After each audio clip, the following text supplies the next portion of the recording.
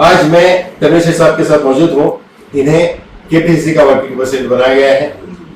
आज अल्हम्दुलिल्लाह उनसे बातचीत की जाएगी क्योंकि एमपी इंतखाबात सामने हैं और आपने देखा होगा मैसूर की हद तक हो या जिले की हद तक हो या कर्नाटक की हद तक हो, इनकी एक ऐसी शख्सियत है जो हमेशा इंतखाबात में लोगों पर एक असर छोड़ जाते हैं, क्योंकि इनका घराना एक अपनी एक तारीख रखता है और लोग इनको दिल से मानते हैं, इनकी खिदमत को सराहते हैं। इस घराने में न सिर्फ हिंदू ना मुसलमान, हर एक को एक बराबर एक इंसाफ की एक उम्मीद लेकर यहाँ पे लोग आते हैं। आइए तनुष साहब से जानने की कोशिश करेंगे कि इस नए ओहदे को लेकर, क्योंकि इनकी जानिब से जो भी छोटा से छोटा ओहदा दिया जाता है तो इनकी तरफ से उनके पार्टी के कारकुनान को ये समझाते हैं कि ओहदा कभी किसी को जरूरत नहीं है, बल्कि मैं खादिम के तौर पर काम करता आया हूँ और आगे भी करता रहूंगा। तो चलिए तनुष साहब को ये जो नया ओहदा मिला है उनसे बात करने की कोशिश करेंगे। अस्सलाम वालेकुम सर। सबसे पहले मुबारकबाद हो सारे कर्नाटक के मुसलमानों की जानिब से और अवाम की जानिब से। सर अभी जो आपको नया ओहदा मिला है उस सिलसिले में आपकी क्या जिम्मेदारियां हैं, बताइए सर। मैं सबसे पहले अल्लाह रब्बुल इज्जत का शुक्रगुजार, इसके साथ साथ कांग्रेस के आला हाईकमान और रियासत में जनाब सिद्धरामैया और नीतीश कुमार मुझे इस काबिल समझे कि पार्टी के एतबार से पार्टी के कारकुनों को है ना इकट्ठा करकर पार्टी के मंसूबों को है ना पूरे रियासत में आम करने के लिए मुझे एक मौका फराहम किए। मैं उन तमाम का मैं शुक्रिया अदा करता हूँ। पार्टी के एतबार से जिले की सतह पर मुझे काम करने का मौका, इसके बाद केपीसीसी के एग्जीक्यूटिव कमेटी मेंबर बनकर काम करने का मौका मिला था। एआईसीसी मेंबर के हैसियत से भी मुझे काम करने का मौका था। आज रियासत में लोकसभा के आम इंतखाबात के दौरान मुझे नया ओहदा ये है। मेरा यह फर्ज बनता है कि मेरे जिम्मे मैसूर, मंड्या, हासन, चामराजनगर और पूर्व ये 5 जिले के 4 लोकसभा कॉन्स्टिट्यूंसी, इसकी जिम्मेदारी के साथ साथ पूरे रियासत में अखिलती डिपार्टमेंट और सेवा इसकी है ना जिम्मेदारी मुझे मिली है। जैसे आपको मालूम है कि इससे पहले सलीम अहमद साहब जी वर्किंग प्रेसिडेंट के हिस्से से काम की और अब तक जितने भी वर्किंग प्रेसिडेंट्स हैं उन तमाम को है ना वजारत हासिल होने के बाद उनके जो अहदे थे वो और दूसरों को देने का मौका मिलता है। तो इस वजह से एक कोई नया या फिर है ना कोई है ना बड़ा होगा नहीं है, जिम्मेदारी का होता है। हमें इस चीज के ऊपर पूरा तवज्जो देकर काम करना है। सियासी एतबार से लोगों के सामने तकरीर करना, हमारे स्कीम्स को सामने रखना और लोगों का तवज्जो हासिल करना, ये आमतौर से चाहे ओहदे में रहो या ना हो, पार्टी में होने के लिहाज से हमें काम करना पड़ता था, हम करते आए। लेकिन खासतौर से जहाँ अखिलती डिपार्टमेंट की जिम्मेदारी दी गई है, रियासत में मुसलमानों के साथ किए गए वायदे, पार्टी के लिहाज से जो जिस तरीके से हमने वायदे किए, आज हमारी हुकूमत आने के बाद इन वायदों को ना किस तरीके से ना अमल बनाया, इसके ऊपर भी ये जिम्मेदारी पार्टी को, क्योंकि पार्टी के वादों को है ना अवाम सरमाया उनका है ना पूरा एतमाद हासिल करने के बाद हुकूमत पार्टी को हुकूमत बनाएगी।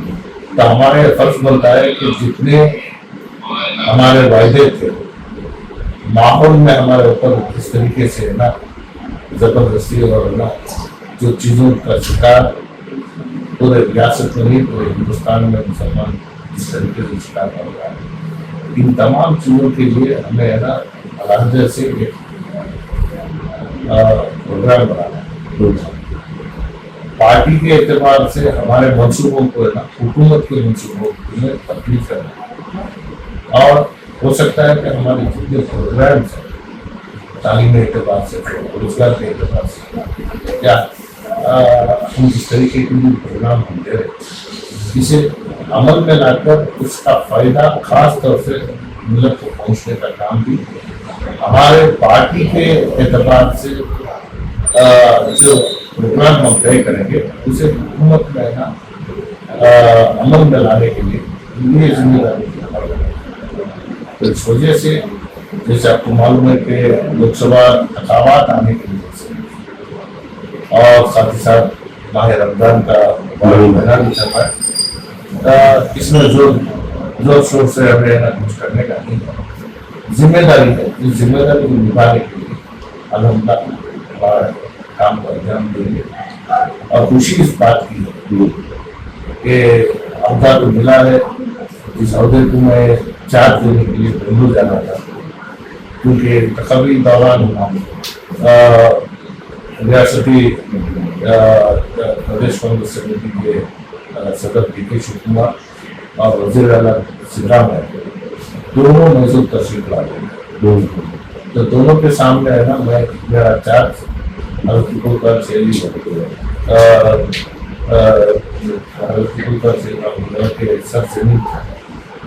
मैसूर में ही सर ये जिन 5 अजला की आपने बात की उसका दौरा कब करने वाला है, क्या प्लानिंग है? मैंने दौरे को अभी शुरू कर दिया जी कि हाल ही में वज़ीर आला सिद्धरामैया जब मैसूर में थे, मैसूर और चामराजनगर डिस्ट्रिक्ट डिस्ट्रिक्ट के तीनों डिस्ट्रिक्ट के जो लीडर्स है उनकी मीटिंग में है ना मैंने है ना उनके साथ रहा। अभी मुझे हासिल और बंदिया का दौरा करना है, तो कल मैं चार्ज लेने के बाद और इलेक्शन के दौरान 5 जुलाई का दौरा भी है ना इरादा करता रहूँगा।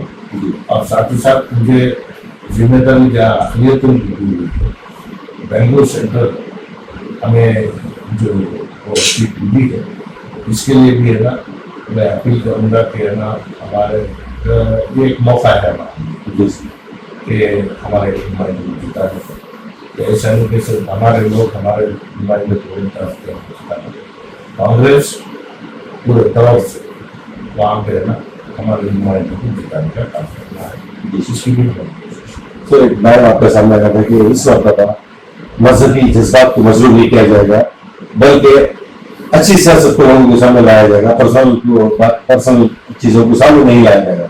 ये कहाँ तक प्राप्त है? जमहूरी निज़ाम में आवाम के मसाइल को लेकर हमें जिस तरीके के प्रोग्राम बनाकर रहना उन मसाइल को हल करने का काम करना है, इसी का नाम सियासत है। लेकिन आज के दौर की जो सियासत है, एक दूसरे के ऊपर है ना कीचड़ फेंकना और उसके ऊपर है ना जाती मसाइल को लेकर है ना सियासत करना, ये उनका आम हो रहा है। इसी वजह से मैंने ये हिदायत हमारे मैसूर लोकसभा के हमारे नुमाइंदे जो लक्ष्मण है उनको बताया कि बिना वजह किसी के जाती मसाइल को सामने रखकर सियासत करना नहीं है। हमने बहुत सारा प्रोग्राम किया है, जो वायदा हमने किया था इलेक्शन में उसे ना बाकायदा है ना अमल में लाया है। हमारे जो 5 गारंटी है, इससे हर घर में इसका फायदा हो सकता है, ना इसमें ना हिंदू मुस्लिम या मजहबी एतबार से इसमें छेड़छाड़ी है। जो हमारे माशरे में गरीब है उसे है ना इसका फायदा पहुंचना, ये हमारी नीयत थी और वो काम आज हम अमल में लाए। अन्नाभाग्य की स्कीम में किसी है ना जात पात को नहीं देते, तो जिसको इसकी जरूरत है उन तक पहुंचाने का काम करें। इसी वजह से हमारे जो प्रोग्राम हमने अमल में लाए, इन चीजों को सामने रखकर आवाम का एतमाद का हासिल करना है, ना बल्कि किसी को है ना कि उंगली उठाकर काम करना। बिल्कुल सर, बात चलिए तो मैसूर और पूर्व के जो उम्मीदवार है, एक तरफ शाही खानदान की चश्मोशराह है बीजेपी से, तो एक तरफ आपको इलेक्शन है। सर इस बात पहले ये हुई थी कि सिद्धरामैया यहाँ से उम्मीदवार होंगे, अब इलेक्शन सर सामने आए हैं, सर आपको लगता है कि कांटे की टक्कर होगी? कैसे है? देखिए जमहूरी निजाम में आज जो राजा महाराजों का दौर था वो हमारे सामने नहीं है। पहले राजा महाराजा महलों में पैदा होते थे, आज अवामी सतह पर बूथ में ना जो वोट डालने की जो बूथ है वहां तुम्हारे राजा महाराजा वहां से पैदाइश है।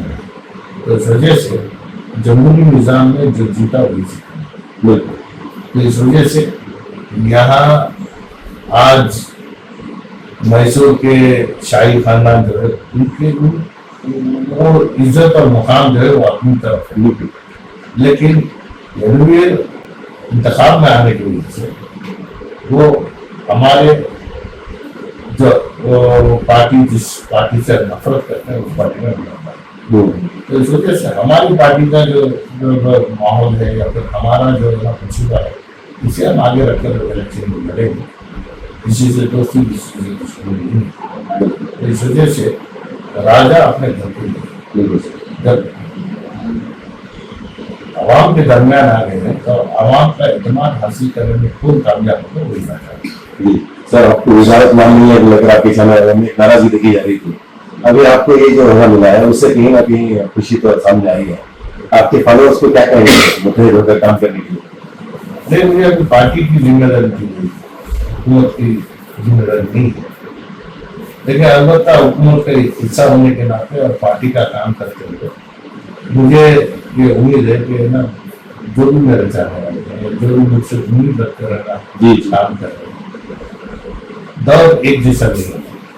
अल्लाह जब जिसको नवाज है, आज जो भी हमें मिला है एक होकर हमें एक काम करना है, क्योंकि हमारे लिए कांग्रेस पार्टी का होना बेहद जरूरी है। क्योंकि माशरे में आज जिस तरीके से नफरत की सियासत चल रही है, नफरत की दुकान हर कोने में है ना शुरू की जा रही है, तो वहाँ मोहब्बत के पैगाम को पेश करने के लिए हमारी पार्टी होना जरूरी है। इतिहास से बहुत सारे लोगों को दुख भी हुआ है, इससे चोट भी पहुंची है और उम्मीद जिस तरीके से लगाए बैठे थे उनको उस उम्मीद के तहत काम करने का मौका नहीं मिला। आने वाले दिनों में हर चीज सही होगी, उम्मीद को है ना मायूसी में ना हो, अपने काम को करते रहे और अपने आप के लिए जीना कोई जीना नहीं है, दूसरों के लिए जीना जिसमें है ना आपको उसका मजा मिलेगा। लोगों के मसाइल को लेकर है ना उनको हल करने का काम करे, तो जिससे है ना तुम्हें भी सुकून मिले महसूस होगा और खुशी महसूस होगा और वो ताकत देने के लिए मिलता है। जी सर, आखिरी सवाल ये था कि वज़ीर तालीम रह चुके हैं आप, कल से एसएसएलसी एग्जाम शुरू हुए हैं, आप क्या कहेंगे सर इस चीज में? क्या कहेंगे? नहीं, देखिए तालीमी एतबार से जो सिस्टम हमारे में है, एसएसएलसी के कल से शुरू है। मैं बच्चों को है ना मुबारकबाद पेश करता हूँ और वालिदैन को मुबारकबाद पेश करता हूँ कि बच्चों को है ना एक पढ़े के माहौल में परवरिश करने का काम कर रहे हैं। लेकिन इसके साथ साथ